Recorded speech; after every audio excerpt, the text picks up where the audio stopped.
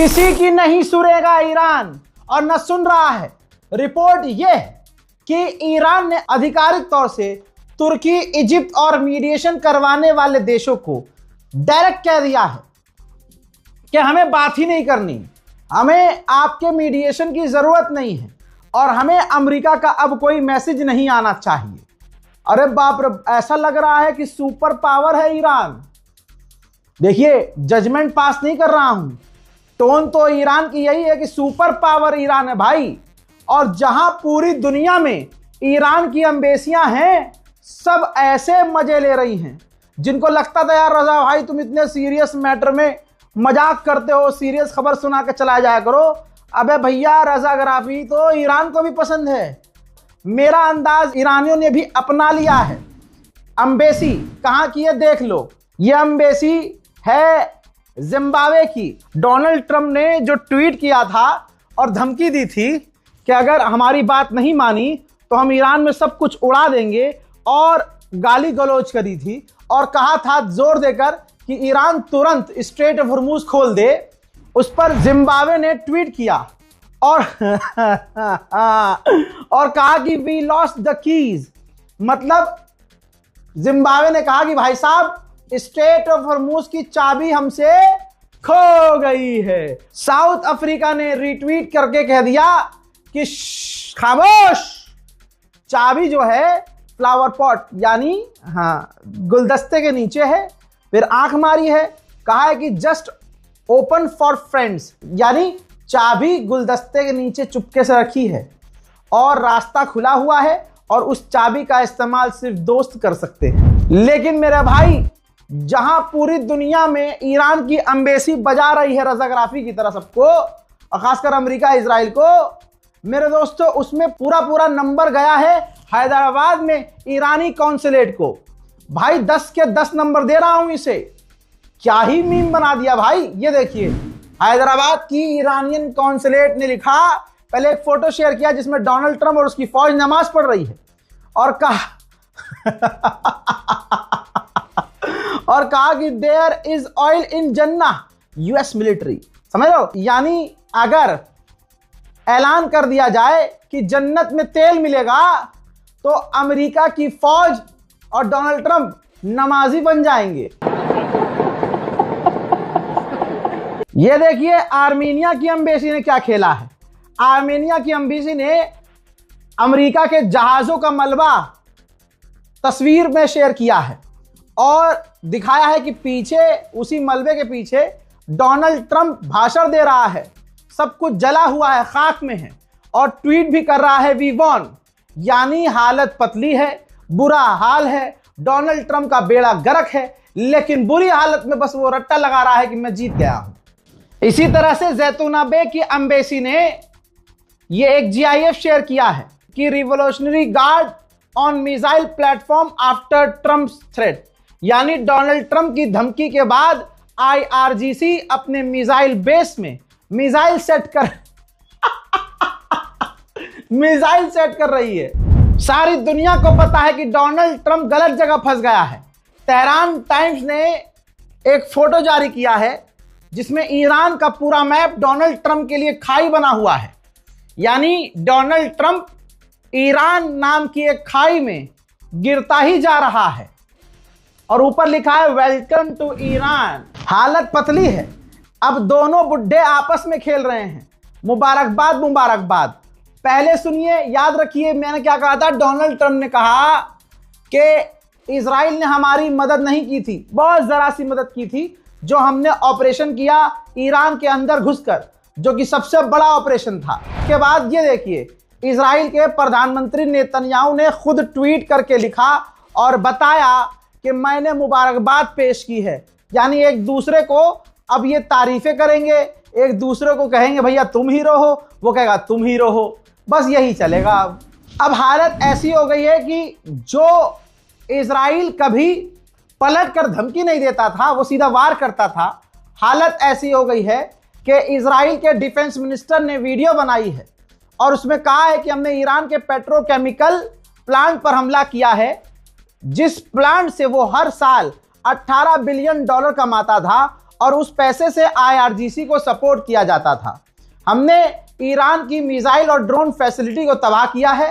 अगर हम पर ईरान ने और हमले किए तो हम उनकी तमाम फैसिलिटीज को तबाह कर देंगे। यानी अब इजराइल की हालत ऐसी हो गई है, क्योंकि रोज मिसाइल गिर रही हैं, हाइफा से लेकर तेल अवीव, तेल अवीव से लेकर जेरूशलम, जेरूशलम से लेकर आसपास के तमाम शहर। ईरान की मिसाइलों से कोई इजराइल का शहर बचा नहीं है। तो अब हालत यह हो गई है कि बेचारे धमकी देने पर आ गए हैं। उधर चाइना ने कहा है कि हम रशिया के साथ मिलकर कोऑपरेट करने को तैयार हैं ताकि मिडिल ईस्ट में शांति आए। उधर आपने अभी क्या देखा कि इजराइल के डिफेंस मिनिस्टर ने धमकी दी, हम ये कर देंगे, हम वो कर देंगे, हम ऐसा कर देंगे, हम वैसा कर देंगे। अभी ये धमकी ही दे रहा था, ये अभी गांव चट्टा धमकी ही दे रहा था।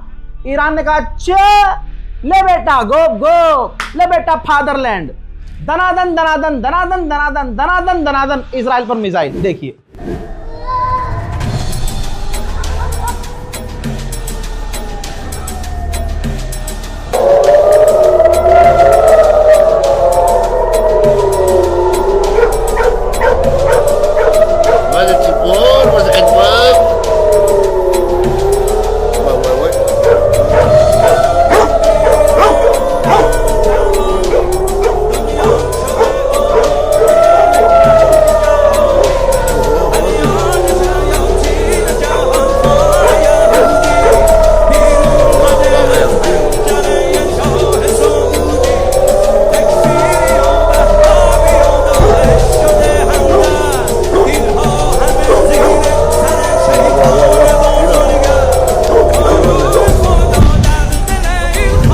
डोनाल्ड ट्रंप धमकी देकर सो गया कि हम ये कर देंगे, हम वो कर देंगे, हम पूरा ईरान मिटा देंगे। ईरान ने कहा अच्छा ले बेटा मियाओ गोप गोप गोप, इराक में अमेरिका के बेस को घूम घूम घूम।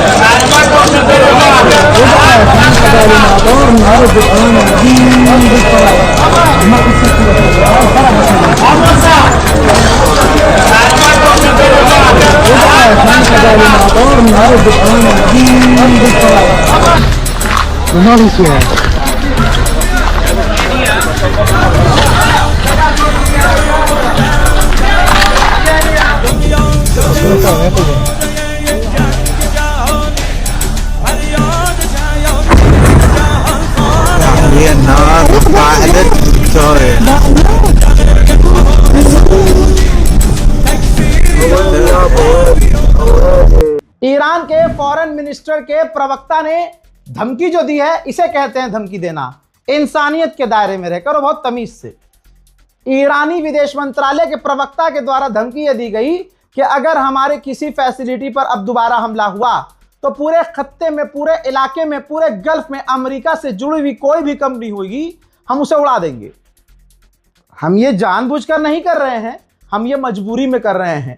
हम अपना सेल्फ डिफेंस कर रहे हैं और हमारी धमकी को धमकी मत समझना, हम ये करेंगे। ईरान की ताकत को कोई समझ नहीं सकता, उसके सबसे बड़े दो दुश्मन नहीं समझ पाए। 3 दिन की जंग समझ रहे थे, हराम के पिल्ले 35 दिन से फंसे हुए हैं।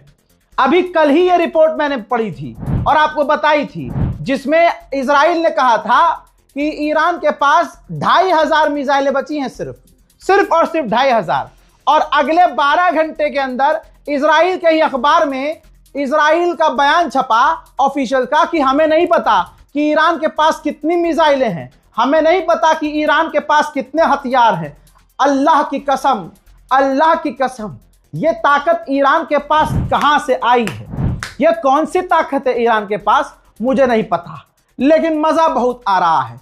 और अंधभक्तों, फादरलैंड की नाजायज औलादों, फटे हुए गुब्बारों की गलतियों, ए अनचाही औलादों, ए गंदी कोख से पैदा हुए अंधभक्तों, तुम सगे हो सकते हो किसी के, साला जिसके साथ नहीं हो सो नहीं हो, लेकिन जिसके साथ होने का दावा करते हो, फादरलैंड बोलते हो, उसके लिए कुछ करते नहीं।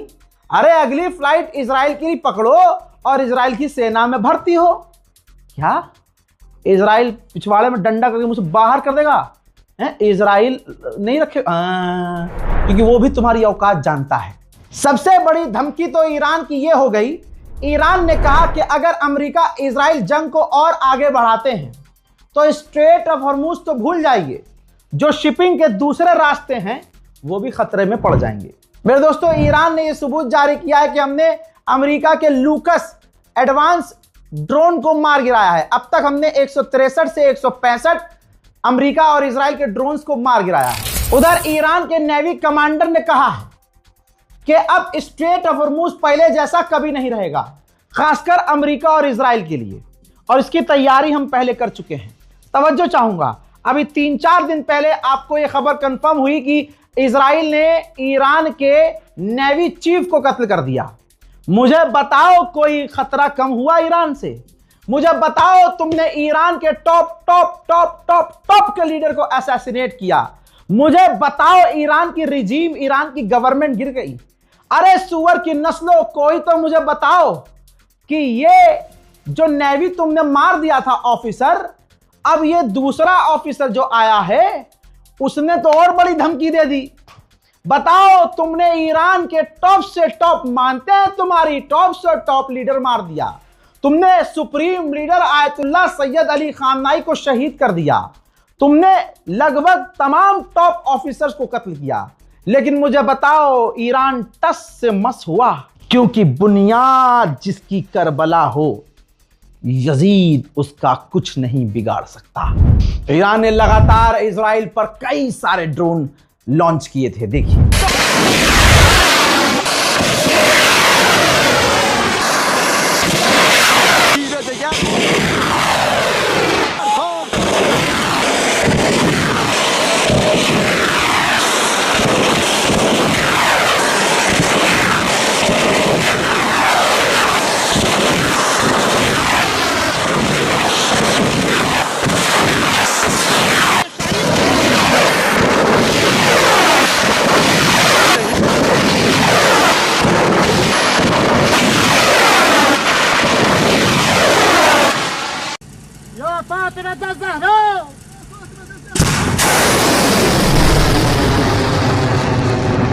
उधर ईरान की आवाम ईरान की सरकार से ज्यादा मजबूत हो गई है। ईरान की जनता साफ कह रही है, 35 दिन से सड़कों पर है ईरान की आवाम और अपनी सरकार का साथ दे रही है। साफ कह रही है कि हमें बदला चाहिए, कोई बातचीत नहीं।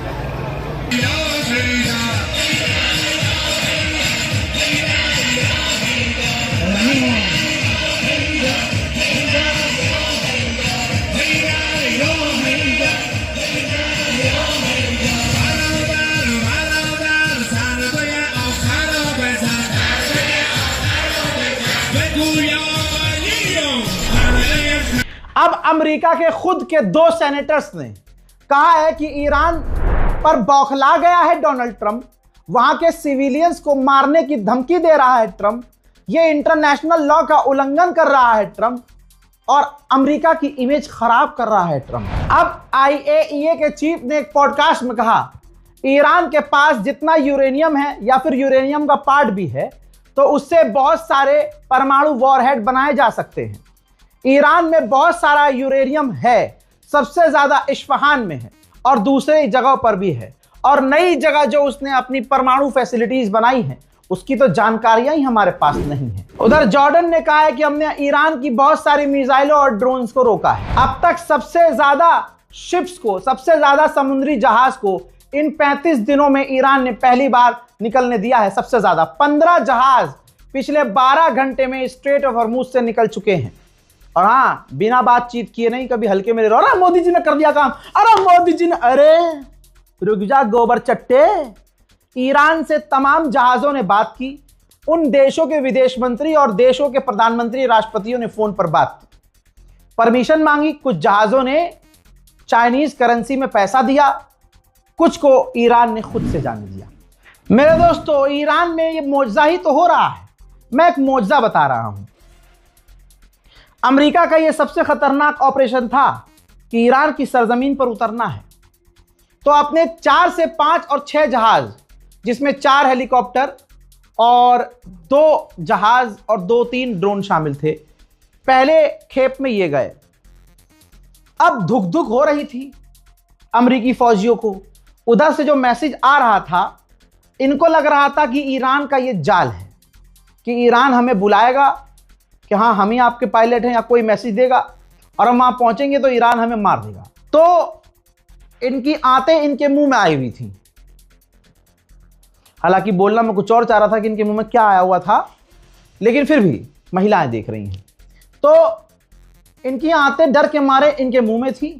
यहां तक कि जब ये ईरान के आसमान में थे तो इन्होंने कई बार कंफर्म किया अपने पायलट से, जो पहाड़ों में छुपा हुआ था, कि देखो हम तुम्हारे पास तभी आएंगे जब तुम सबूत दोगे कि तुम ही हो।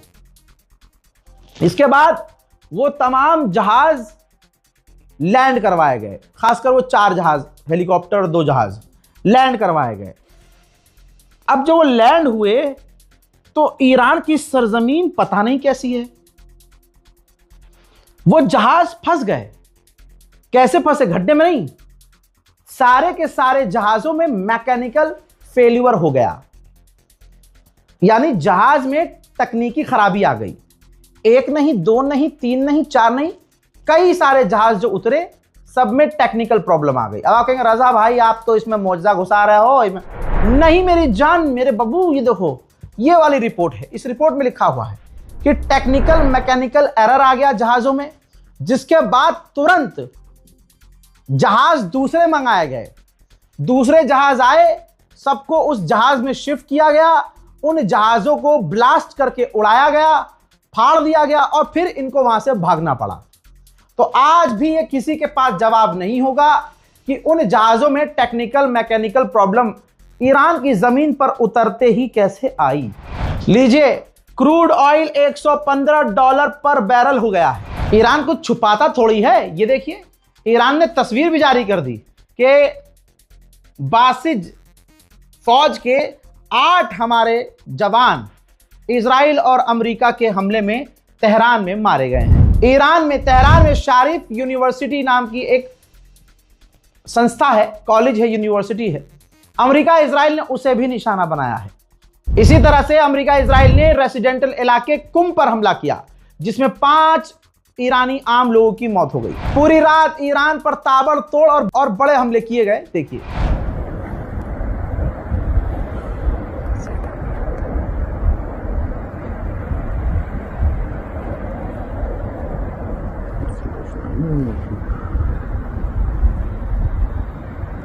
मेरे दोस्तों आगे क्या होगा नहीं पता। चैनल को सब्सक्राइब कर लीजिएगा। हमारे जो लाल बटन आता है ना सब्सक्राइब का, वो मजा लेने के लिए नहीं है। जब तुम बटन दबाते हो जाकर वोट के लिए, किसी का भी दबाओ, पहुंचता एक पार्टी को है। यहां पर आपको वही करना है, कोई और बटन नहीं दबाना है। आप सोचिए, यहां बटन दबाएंगे रजाग्राफी अनस्क्रिप्टेड का, तो सिर्फ रजाग्राफी अनस्क्रिप्टेड ही सब्सक्राइब होगा। तो आप जहां दबा कर आते हो बटन, वहां सही जगह नहीं जाता। तो कम से कम जहां सही जगह आ रहा है फायदा, तो भाई सब्सक्राइब कर लीजिए ना। लाल बटन लाल रंग का इसीलिए है कि किसी की आंखें कमजोर हो तो वो भी देख ले। और मुझे पूरा यकीन है कि आप सबको नजर आता होगा। घर के बुजुर्ग, घर के मामू, चचा, दादा, दादी, अम्मा, खाला, जो घर के वो बुजुर्ग हैं जिनको मोबाइल चलाना, टीवी चलाना नहीं आता, वो अपने बच्चों से कहते हैं रजाग्राफी लगा दिया रे, रजाग्राफी लगा दो बेटा, बेटा रजाग्राफी लगा दो। उन बुजुर्गों से मेरी अपील है कि अपने बच्चों से कह दीजिए कि रजाग्राफी लगाते तो हो, जरा ये जो बोल रहा है वो कर दो, बेचारा इतनी मेहनत करता है। सब्सक्राइब, हाँ जो ये कह रहा है सब्सक्राइब, हाँ जो भी क्राइब करने वो कह रहा है, अब कर दो। अगर आप अपने बच्चों से जिनसे लगवाते हो वीडियो, उनसे ये बात कह देंगे तो मुझे थोड़ा सपोर्ट मिल जाएगा। फिलहाल के इस रिपोर्ट में इतना ही, वस्सलाम।